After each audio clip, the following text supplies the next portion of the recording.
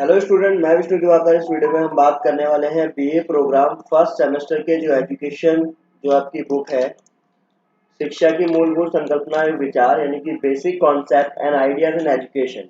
तो new education policy के दौरान जो यहाँ पर आपको बुक प्रोवाइड की गई है और इसके अंदर हमने अभी तक यूनिट नंबर 1 कंप्लीट किया। यूनिट नंबर 1 में से हमारा जो लेसन नंबर 2 था, तो लेसन नंबर 2 में हम लोगों ने अभी वीडियो का पार्ट 1 बनाया था जिसमें हमने शिक्षण और प्रशिक्षण और इन दोनों के बीच में अंतर के बारे में पढ़ा था। अब हम अधिगम, मातारोपण और स्कूलिंग और शिक्षा के बारे में जानेंगे और उसके बाद में यहाँ पर आपका जो है वीडियो पार्ट 2 के अंदर आपका ये सारा कंप्लीट हो। तो चलिए वीडियो को स्टार्ट करते हैं। तो जैसा कि हम बाकी की जानकारी जो है वीडियो के पार्ट 1 में हम ले चुके हैं, ये पार्ट 2 है।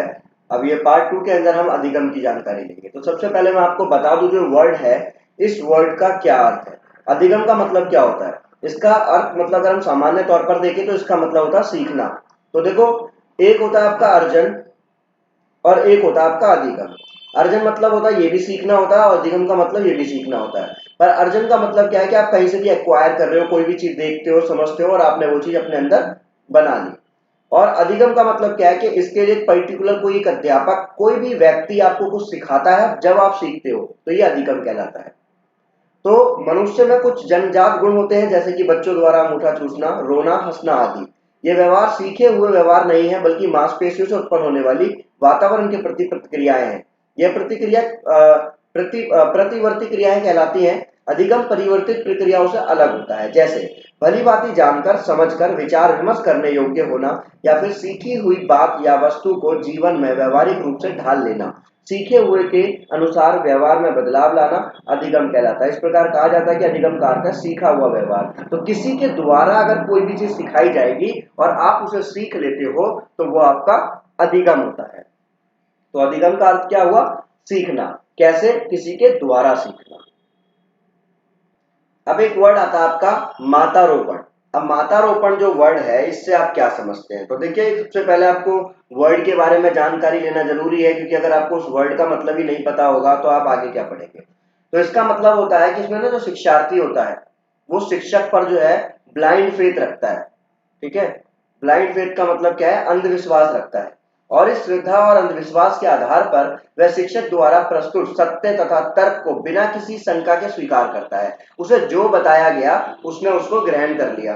ठीक है, कि भाई किसी टीचर ने बताया कि भाई हमारी जो पृथ्वी है ना वो चौकोर है। ठीक है, तो बच्चे ने क्या करा? हाँ, मान लिया कि भाई ऐसी है। तो वो क्या हुआ है? वो मातारोपण। शिक्षा का उद्देश्य सोच समझकर निर्णय ले सकने वाली मनुष्य को तैयार करना है। शिक्षा के द्वारा मनुष्यों में आलोचनात्मक चिंतन की भावना का विकास किया जाता है और ये शिक्षार्थी में आलोचनात्मक चिंतन को बढ़ावा देने के लिए भी उत्तरदायी है। मातारोपण एक ऐसी प्रक्रिया है जो मनुष्य की सोच समझकर निर्णय लेने की क्षमता को प्रभावित करती है और मनुष्य को निश्चित दायरे में ही सोचने के लिए बाध्य करती है कि जो बोला है उसी को ही अपना लिया जाए, मान लिया जाए, वही सही है। वो मातारोपण कहलाता है। अब अगर हम बात करें कि भाई शिक्षा और मातारोपण के बीच में अंतर क्या है, तो ये आपको यहाँ पर जान लेना है। इसका मुख्य उद्देश्य विवेकशील मनुष्यों का निर्माण करना होता है शिक्षा का, और मातारोपण में इसका मुख्य उद्देश्य ऐसे मनुष्यों का निर्माण करना होता है जो दिए जा रहे विचारों को बगैर तर्क के स्वीकार करें, कि भाई कुछ भी बोला जा रहा है उसको एक्सेप्ट किया जा रहा है। ये विचारों के निर्माण पर बल देती है और ये विचारों को थोपने पर बल देती है कि जो बोला गया है उसी को ये एक्सेप्ट करोगे, तो ये मातारोपण में आता है।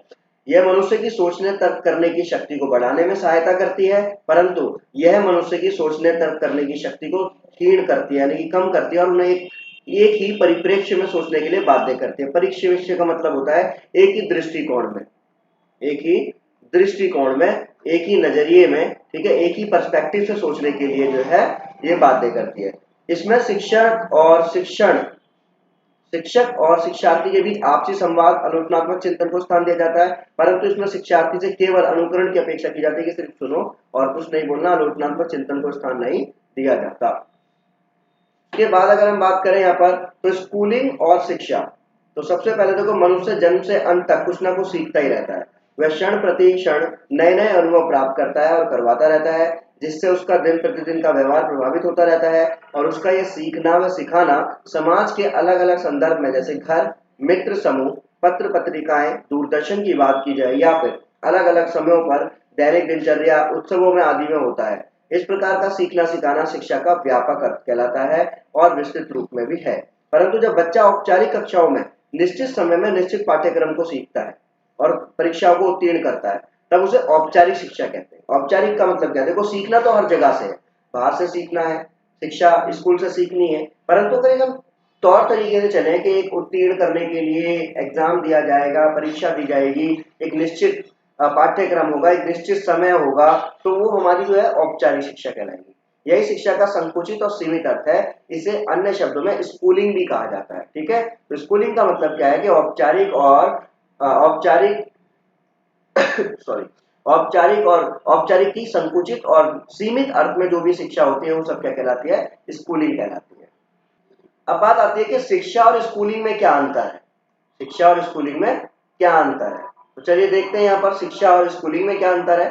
तो जैसे पहला, इसका स्वरूप बड़ा होता है, यानी कि बहुत फैला हुआ होता है। इसका स्वरूप संकुचित होता है स्कूलिंग का। यह हर समय निश्चित उद्देश्यों की प्राप्ति में जुड़ी रहती है, परंतु इसमें सभी कार्य निश्चित उद्देश्यों की प्राप्ति के लिए किए जाते हैं। यह जीवन पर्याप्त अनुभवों से प्राप्त की जाती है और ये केवल विद्यालयी औपचारिक शिक्षा संस्थानों के द्वारा ही प्राप्त की जाती है। इसकी विषय वस्तु, शिक्षक, शिक्षण पद्धति आदि ये निश्चित नहीं होती है, बल्कि इसके अंदर विषय वस्तु, शिक्षक, शिक्षण पद्धति ये सब कुछ जो है निश्चित की जाती है। इसे सभी मनुष्य किसी न किसी रूप या साधन में प्राप्त कर लेते हैं, क्योंकि इसके लिए कोई बाउंडेशन नहीं है, और इसे केवल वही मनुष्य प्राप्त करते हैं जो कि औपचारिक शिक्षा के संस्थानों में जा पाते हैं, यानी कि स्कूलों में जा पाते हैं। आई होप आपको वीडियो समझ में आई होगी। ये आपका जो है मैंने आपको बताया कि जो हमारी यूनिट नंबर 1 है, यूनिट नंबर 1 से लेसन नंबर 2 का वीडियो का पार्ट 2 है, जिसमें आपको हमने पार्ट 2 में शिक्षण और स्कूलिंग, उसके बीच में अंतर, ये सब चीजें हमने क्लियर कर दी है। Thanks for watching.